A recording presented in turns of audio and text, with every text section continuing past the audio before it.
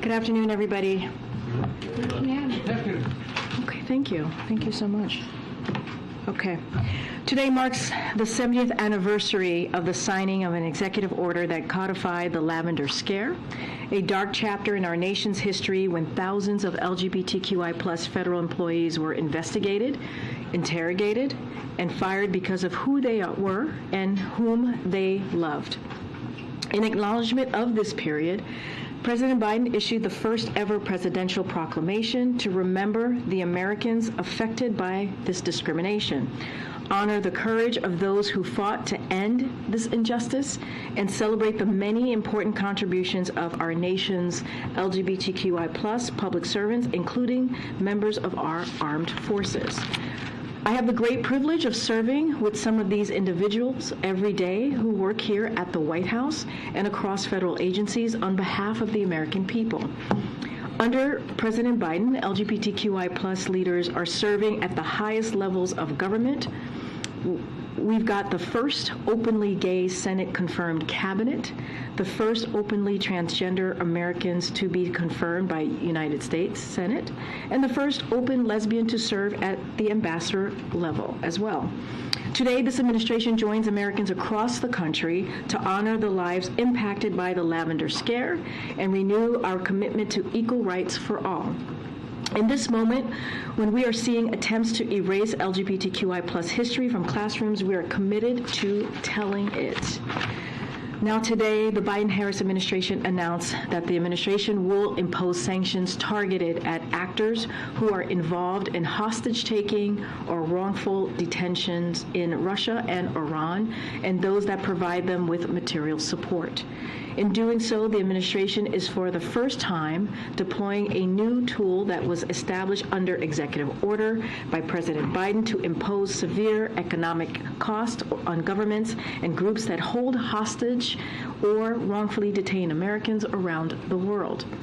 Today's sanctions afford the administration's additional leverage to support negotiations and impose additional costs on those who are responsible for unjustly holding Americans against their will.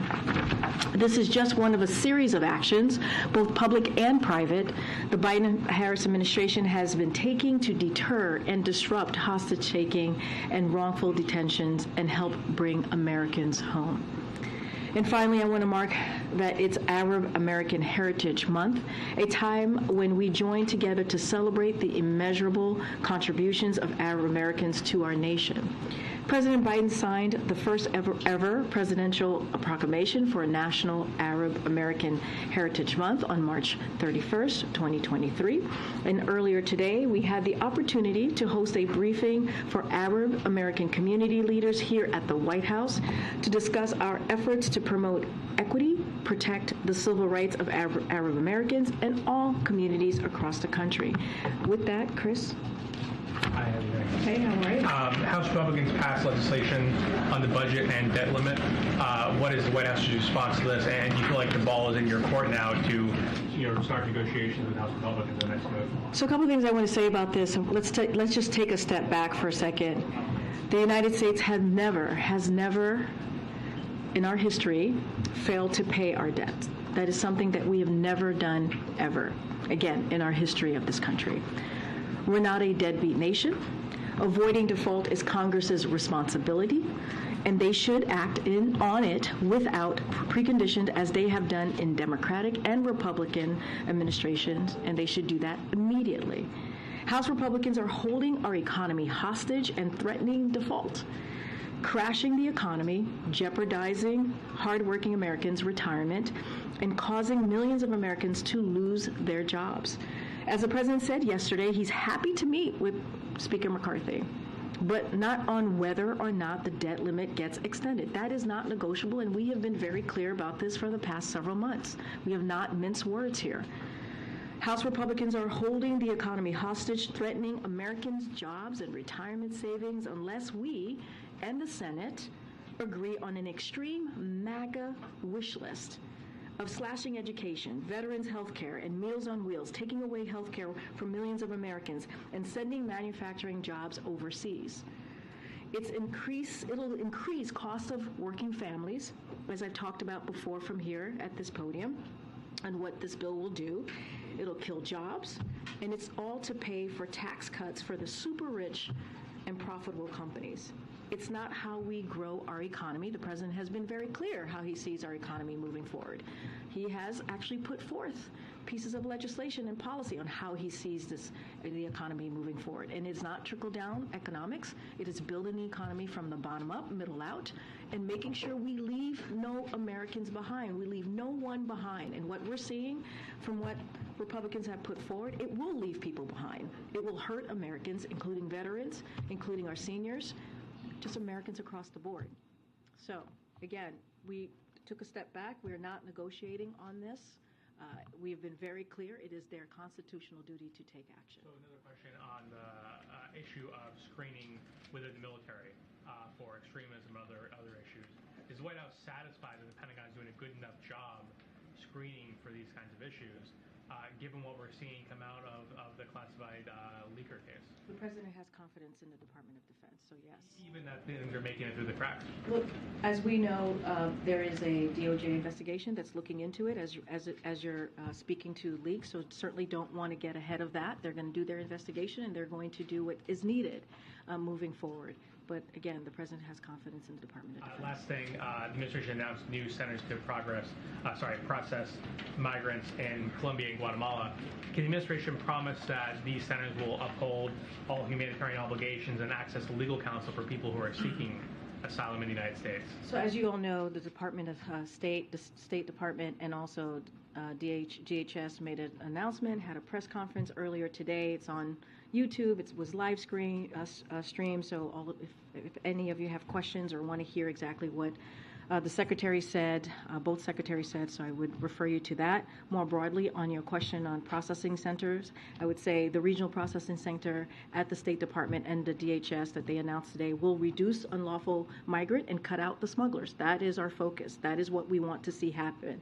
They reflect the president's approach on immigration, which is working closely with our partners to manage the challenge that we're seeing seeing together, not just us. We're seeing this in the Western Hemisphere, as we have talked about. These centers will be opening up in several countries, including Colombia and Guatemala, as you just mentioned, Chris. We expect to announce additional countries soon. It's all part of our approach to direct people to legal pathways from where they are rather than seeking generous, disorderly pathways. We have been very clear. We are going to put forth an immigration process that is humane, that is orderly. That is the goal that we have set forward. That is how we want to move forward in that process and do it very differently than it was done in the last administration. So there will be access to legal counsel for people at these centers? I would refer you to DHS and the State Department on the specifics on that, because they will have all of the pieces to your question there. But what I want to say is we want to make sure that it is done in a humane way. That is the president's. That's been the president's basically sense of how immigration reform is going to move in an orderly fashion, and that's what we have done. That's what we have done from day one. Okay. Thanks, Karine. The nation's biggest business lobbying group, the U.S. Chamber of Commerce, is now directly calling on the administration to sit down and negotiate on the debt limit, saying the administration should sit with congressional leaders, not delay to find a path to raise the debt ceiling and address runaway deficits. Will the president sit down with Speaker McCarthy, at least right now, on the budget, as he said he would yesterday? So, been very clear. Been very, very clear on this. Again, not mincing words here. What we have seen, they've put together is an agenda, an extreme MAGA wish list that basically says they're connecting the two, right? They're saying to the Senate, they're saying to the president that we have to go with this agenda in its full form. And the president has said really clearly, when it comes to the debt ceiling, they cannot allow this to happen. This is the Republicans in the House. They cannot allow this to happen. It is their constitutional duty to do so. I've gotten this question that you've asked me many different ways. I've answered it the same way. I don't have anything new to say.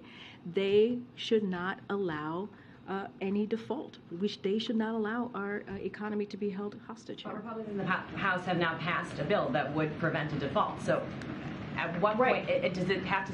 That doesn't mean anything. It has to be a clean bill before the president will sit down and we have said very clearly they need to deal with what's at stake here, what's at hand, which is our economy, which is making sure that we do not default. We've never been a deadbeat nation, and this is not the time to do that. And this is their this is something that they're supposed to be doing, that they have done. I read through this with Democratic and Republican presidents. This is their basic constitutional duty to do. And so we've been very clear on this. Just following up on the economy, First Republic is seemingly in trouble. There's growing concern that the bank isn't going to make it because the cost of their lending is higher than the cost of what they're taking in. Can you give us an update on how the administration is thinking about this situation at this regional bank after bailing out SVB and Signature earlier and guaranteeing those deposits? Is that something that you feel is going to be necessary for First Republic?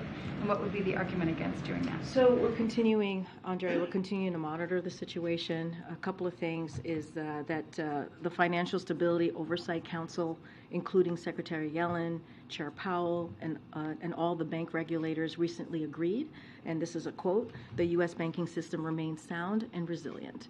So we've taken, as you know, over the past, in the early 10 days or 2 weeks or so, took decisive and forceful actions to give Americans confidence that their deposits are safe and to give banks access to liquidity.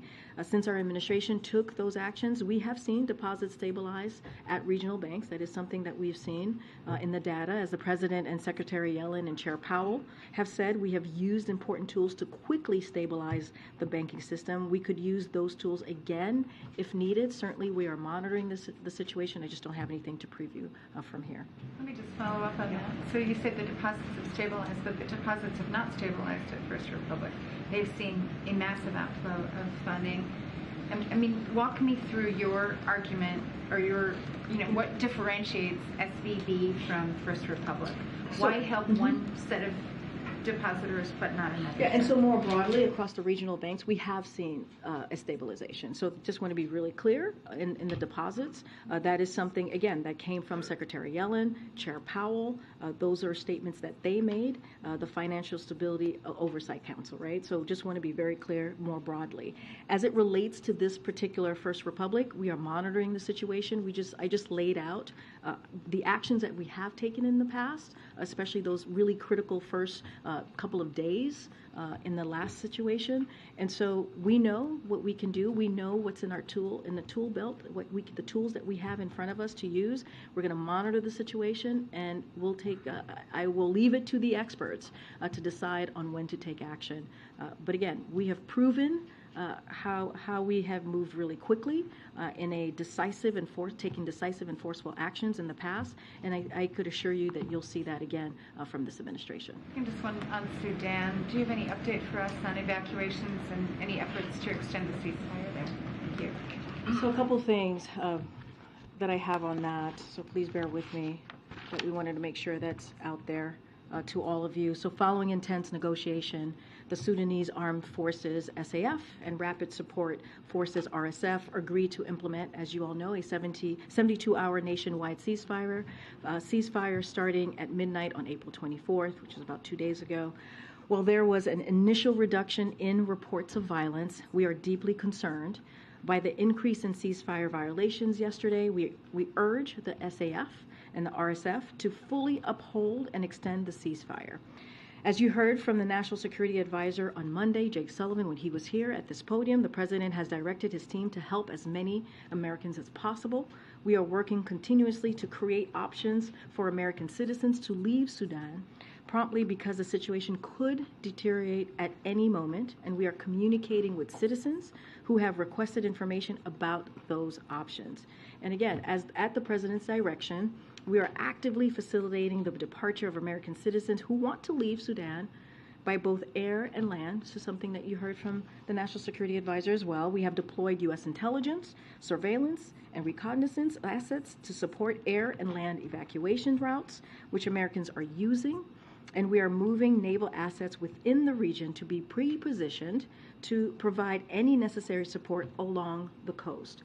U.S. Africa Command has established a deconfliction cell to facilitate coordination with our allies and partners in this effort. We are also supporting our allies and partners who are including Americans in their evacuation efforts. We are helping facilitate onward travel for American citizens who arrive in Port Sudan, including with our consular teams afloat in Jeddah, Saudi Arabia. The State Department has deployed additional consular staff to the region to assist with this effort. The State Department has a consular team in direct communication with U.S. citizens in Sudan that is working around the clock to advise them of their options to leave Sudan and provide information on the security environment. One last point to make here is that this is a dynamic environment, and any option entails a degree of risk. But because the situation is unlikely to improve, we encourage Americans who want to leave to take advantage of the options that are available to them in the next 24 to 48 hours. Given the President's direction and what you're saying right now, a number of other countries have evacuated citizens over the course of the last several days and taken advantage of the ceasefire the U.S. helped put into place. The U.S. still has not. What is different about your risk assessment right now, or security assessment, than what other countries are looking at as they've gone in and gotten their people out? So want to be, as you know, when it comes to risk assessments and intelligence, we're very careful to not speak to that. But we've been pretty clear in laying out and communicating with the American people. You've heard us here from the National Security Advisor. You heard it from the State Department, from Secretary Blinken directly. And we have been clear on what the President laying out, which is what I did, laying out what at the President's direction, what we have done, how we've moved forward, how we've worked with allies and partners to get Americans out. And we've been pretty clear about this for the past several months, for the past year, of what the situation in Sudan. And so we're going to continue to have those conversations. As I just mentioned, there are counselor services, a counselor team that's there that's trying to help Americans who want to leave in any way that we can.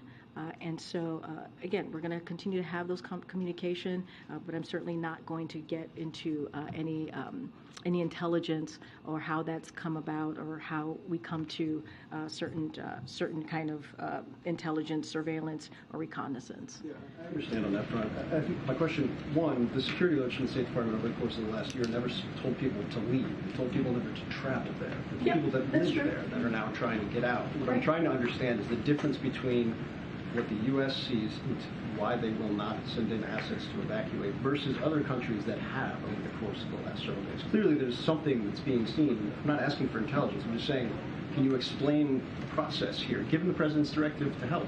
No, I understand. And what I was saying is that we've been communicating with the American people for the past year, right? Level 4, that was out there for some time now. Look, we have deployed U.S. intelligence, surveillance, and reconnaissance assets to support air and land evacuations routes. That is something that we have done, and which Americans are indeed using. And we are moving naval assets. I remember you asked me that just 2 days ago, and I talked about that within the region to be pre-positioned to provide any necessary support along the coast. That is something that we have done. This is something that Jake Sullivan himself spoke to this on Monday. I'm just not going to go beyond what Jake said. But again, we have provided some, intelligence, surveillance, and reconnaissance assets to support that air and land evacuation routes. But I'm not going to get ahead. Even when Jake was here, he was also very mindful in answering that question. Go ahead. Following up on the question you were asked about the Chamber of Commerce saying the administration should now meet with congressional leaders without delay. The Business Roundtable also said it hopes that the House passage will jumpstart bipartisan negotiations. So are you concerned that the business community will blame the president if he doesn't negotiate and the government defaults? What I've been very clear about and what we're concerned is about what House Republicans are doing. and what they are threatening and have been threatening for some time, which is to hold our economy hostage and a potential default, which we have never done, And that is why we're going to continue to say to them, call them out, and say they need to do their constitutional duty. This is their job. This is their job to do. They did it 3 times under the last administration. We've been very clear about this. This is not confusing. This should not be confusing for them. Why are you confident the public will see it that way and lay the blame on them and not on the administration? Well, we've been very clear about what the bill they put forward, that what's in that bill, right? We've talked about it numerous times. The president has talked about it. I talked about it, and we're going to continue to communicate with the American people. When you think about a 22% tax cut, or cut, I should say, to programs that Americans really need, whether it's a veterans program, whether it's Meals on Wheels, whether it's health care, whether it's education, that's what they put forward. That's what Republicans voted on, or House Republicans voted on it just yesterday. And so we're going to continue to be very clear on that. And it is their constitutional duty, and they have to make sure that we are not a deadbeat nation. That's what's happening here.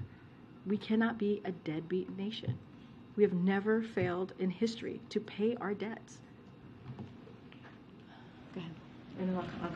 Go ahead. It's me. Yes, Thank Sebastian. you. Sorry, you, Sebastian. Thank you very much. So two questions, all right? Very different. One, Papua New Guinea, the government there says that the president is going to be visiting at the time of his Asia trip. Can you comment on that? We don't have anything to preview on any additional travel. As you know, we announced the G7 and the Quad yesterday, I believe, in a statement from me. But I just don't have anything additional to announce at this time. Okay. And on the debt ceiling, this used to be a kind of theoretical parlor game thing, like what will happen if there's actually a debt cliff and you go over it. Now, it's actually getting closer now. And if the two sides stick to their guns, and the president clearly is sticking to his guns on this, if there's a default, is he gaming out what would be a plan B to actually stop the crisis? Is the $1 trillion coin, the 14th Amendment, are these things being teed up? All of the things that you just listed, that's clearly something that the U.S. Treasury, right, is going to speak to. I'm not going to speak to from here on that. But look, this is a question for Congress. It is their constitution. I cannot say this enough from here, and I know you probably get tired of me saying this from here over and over again, but it is true. It is their constitutional duty to get this done. It is. They did it 3 times. Democrats joined Republicans 3 times in the last administration to get this done, to make sure that we did not default, to make sure that we were not a deadbeat nation. So again, this is something that they need to do. It's very simple. Avoiding default is a constitutional obligation Congress has to the American people. That is their obligation, not to us, not to this president, but to the American people. Get April. Karine, 2 questions, 2 different questions. One, Carolyn Bryant has died. She's the woman who accused Emmett Till 67 years ago of whistling at her, ultimately creating the atmosphere for him to be lynched and killed. And 67 years after, the president signed into law the first ever anti-lynching act in this nation, federal anti-lynching act. What does this White House say, or the president say, about her death? As there's no justice for Emmett Till's mother now. So the president was very proud to sign the Emmett Till Anti-Lynching Act into law this past spring. As you just mentioned, April, this is something that he was very proud to do. He also hosted, as you know, civil rights leaders for a screening of the film Till at the White House just this past February. At February screening, the president said, quote, "Only with truth comes healing and justice." So the White House has worked hard to honor the legacy of Emmett Till and his mom. We will continue that work alongside the brave leaders across our country, his family, civil rights leaders, continuing the fight against racial hatred. And that's what the American people should know, that the president is committed to dealing with this crisis that we see in front of us and dealing with this racial hatred that we see across the country. And last question. You had the Tennessee 3 here, and we know what happened in Tennessee. Let's go to Montana. The Montana State Legislature. Similar it seems similar in a lot of ways, shutting down someone who wants to, a state lawmaker who is in protest of something that they feel is wrong. What do you say to that, and what is the president saying, and what is the White House doing in the midst of seeing now these legislatures shut down people who are doing what democracy speaks of, trying to strengthen it? Well, as you know, when the Tennessee Three, as they're called, was, as you know, was peacefully protesting, and they faced expulsion. Clearly now, the two that were expelled are now back serving as state legislators. The president called that un-American when they were expelled, and it's unfortunate that we're seeing that. We're seeing this kind of behavior as it relates to Montana more specifically. We're seeing devastating pieces of legislation across the country in state houses aimed at taking away freedoms, aimed at attacking people for who they are, especially our young people. These bills cause families to live in fear. They're creating great uncertainty about how they will receive the care they need, this is specifically to Montana. And again, it is when you see these types of things, silencing an elected representative in an attempt to suppress their message is a denial of democratic values. It is undemocratic.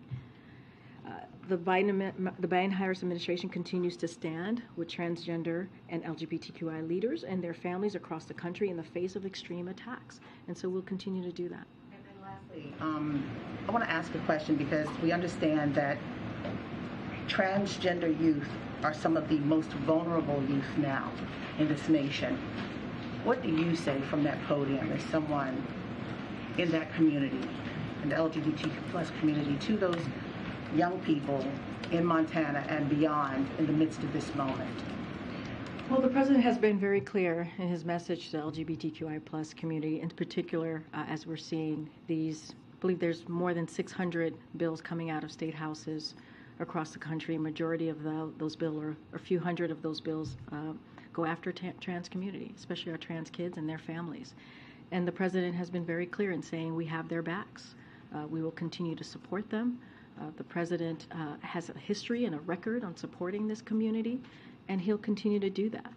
I believe I am here, and many of us who are here believe in this president's record, believes in how he wants to move forward to protect people's rights, protects people's freedom, of course, but also let people be who they are and allow them to love who they want. And that is just a basic principle. And also, that is who we are as a country, those freedoms, and just to be yourself. And so that is something that the president's going to continue to say. We have their backs, and I'll just leave it there. Go ahead. Thank you, Karine. A few on the immigration thing today, and then one other. And I'm asking actually the immigration ones in part on behalf of Spanish-speaking organizations that can't be here today.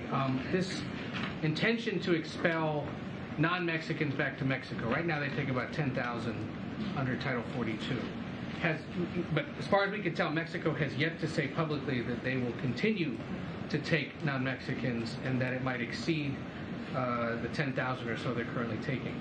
Has the U.S. secured a commitment yet from Mexico to take non-Mexicans, and is there any sense of how many they may be willing to take on either a weekly or monthly basis? So more broadly on your question about the deportations in Mexico, we intend to continue this process with Mexico under Title 8.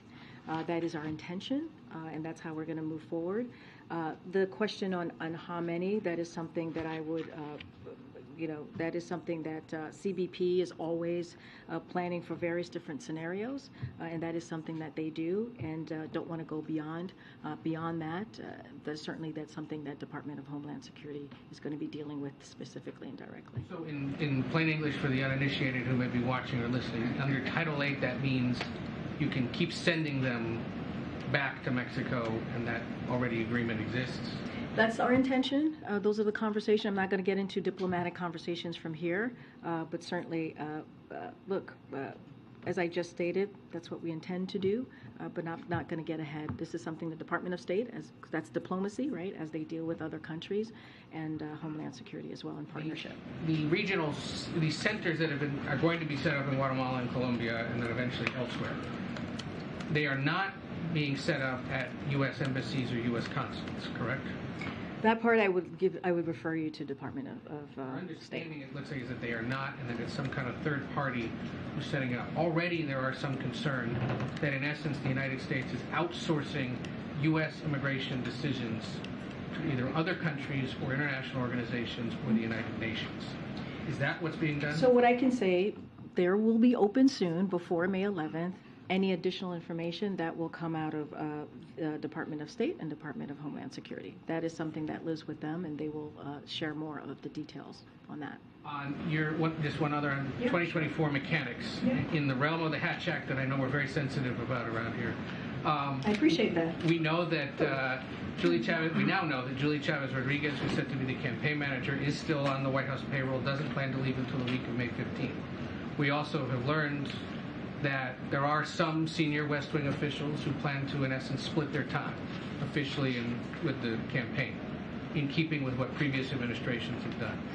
Has there been an edict yet, or some kind of memo sent out across the West Wing saying, if you're interested in doing that, if you're planning to do that, let us know, or any kind of distribution of a reminder of the rules, or how that's going to work? So first on Julie, I just want to say a couple of things here. She will not on board with the campaign until her federal services have concluded, and will continue to adhere to all legal and ethical obligations. So I want to make sure that is clear, and you are correct. Her last day here is going to be specifically May 16th, but again, not going to speak for the campaign.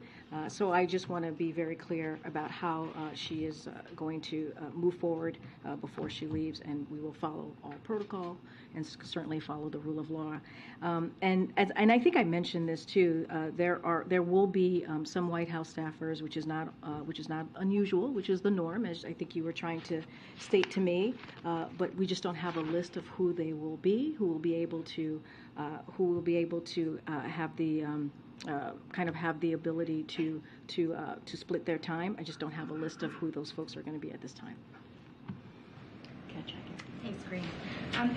The LA Times said that their reporter did not submit any questions in advance of yesterday's press conference. So to people who saw that pocket card, can you explain how that ended up there and why the president needed something like that? So just to step back, and I'm actually glad you asked that question.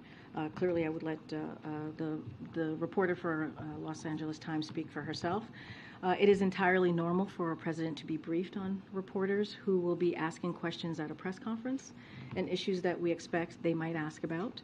It is not surprising that yesterday we would anticipate questions that he did receive, right, on the visit with the South Korean president, as the South Korean president was standing to his right, or about 2024. That was completely expected, or about the debt ceiling, which he took questions at the end, shouted questions at the end, and of course we would note those issues to him.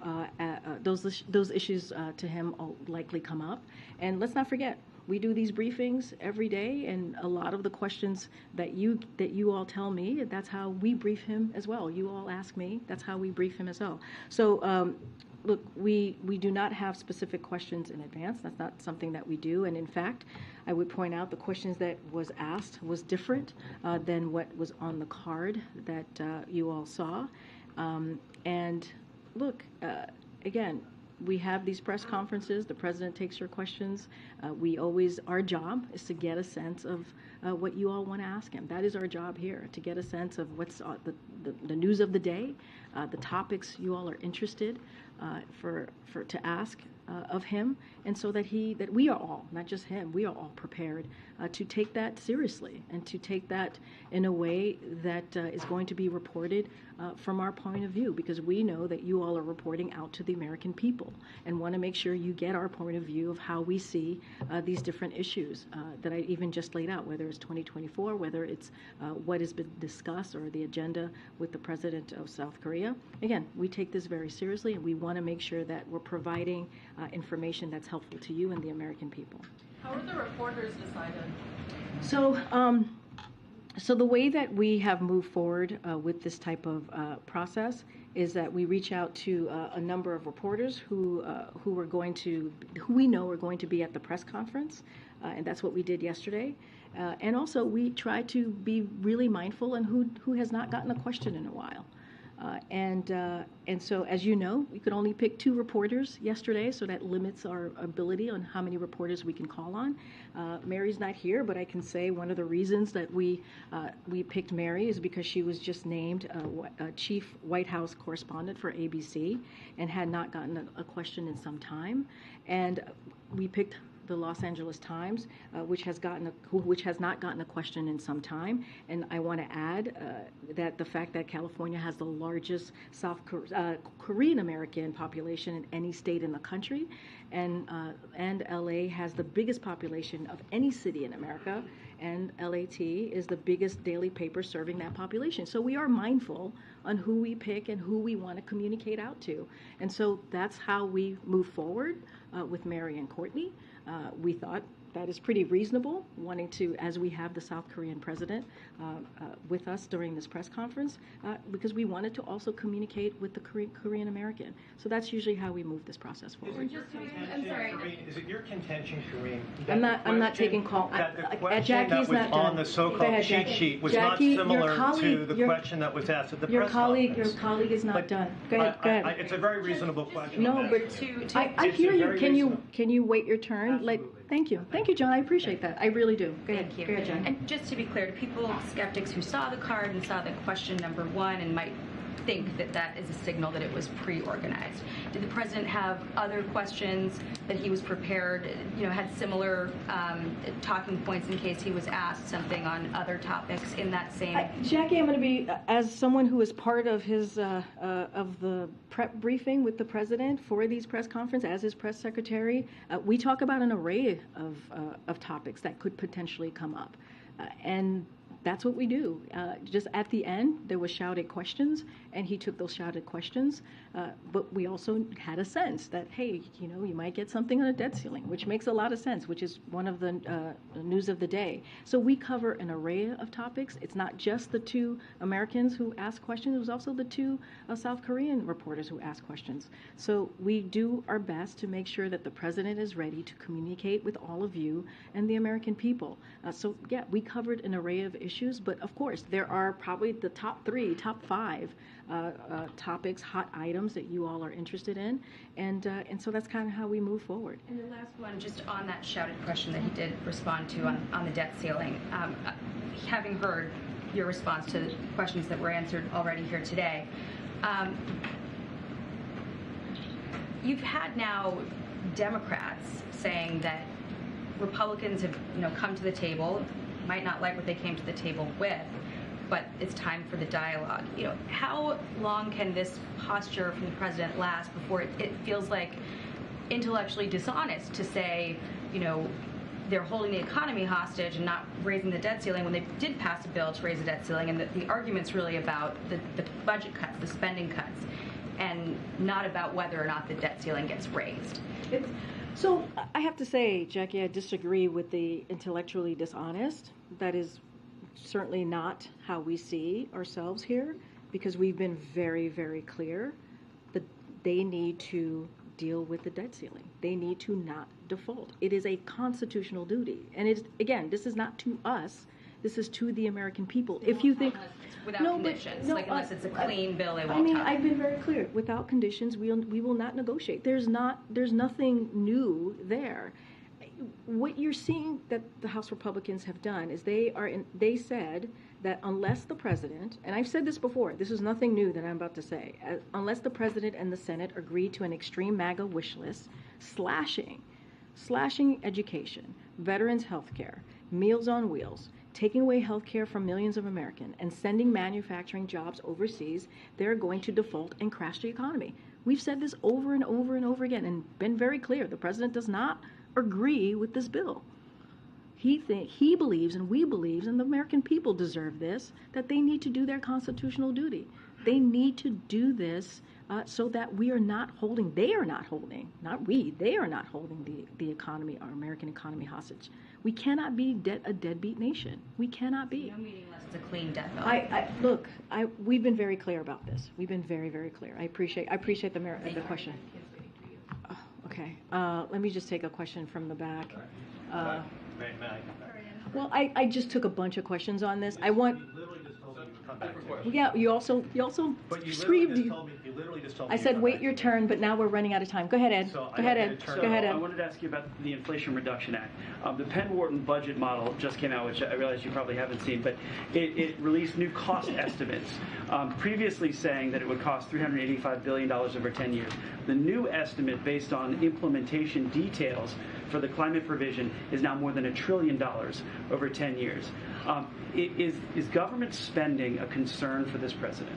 So look, the higher score reflects, and I did see this report, the higher score reflects that the Joint Committee on Taxation assumption that the Inflation Reduction Act will spur more manufacturing projects and more clean energy deployment than when JCT originally scored the bill. That is a good thing. It means more private sector investments, more American manufacturing, more jobs, more secure supply chains, and lower costs for American families thanks to cutting-edge technologies.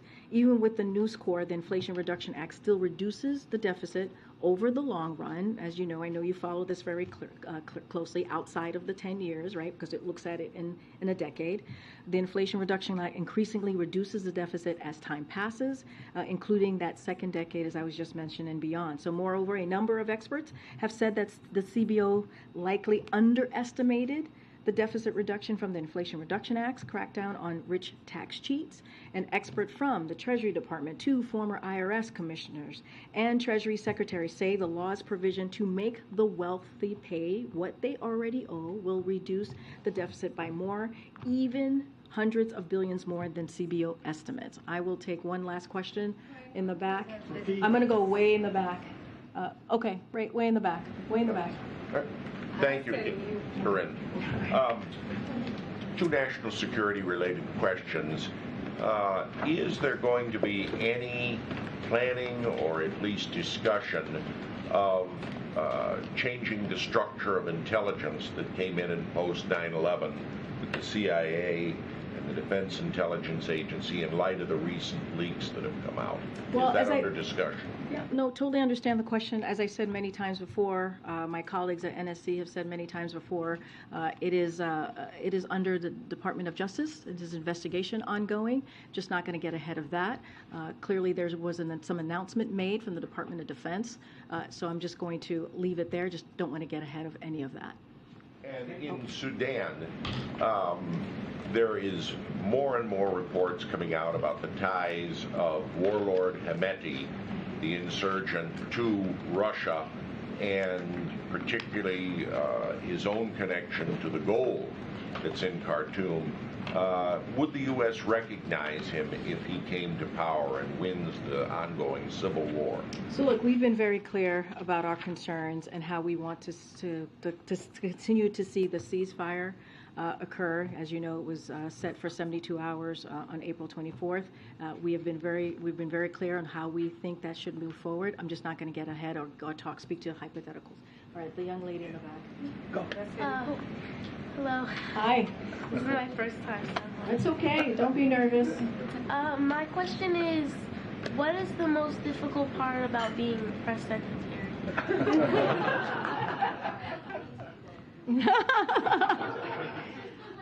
Inspiring to me, maybe I want to be a press secretary. Oh, you should definitely be press secretary. Oh my goodness, I love that. I love that me being here inspires you to be press secretary. And I have to say, that is the most beautiful thing that I've heard today. And I'm not going to speak to the negative here. I'm only going to speak to the positive. And who's your parent? Who are you here with? Her. Ah, okay. All right. Well, it's good to see you. Welcome to the briefing room. Hopefully we will see you behind this podium sometime soon. Thank you. All right, everybody. I'll see you Monday. Have a great. See you at the White House Correspondents' Dinner.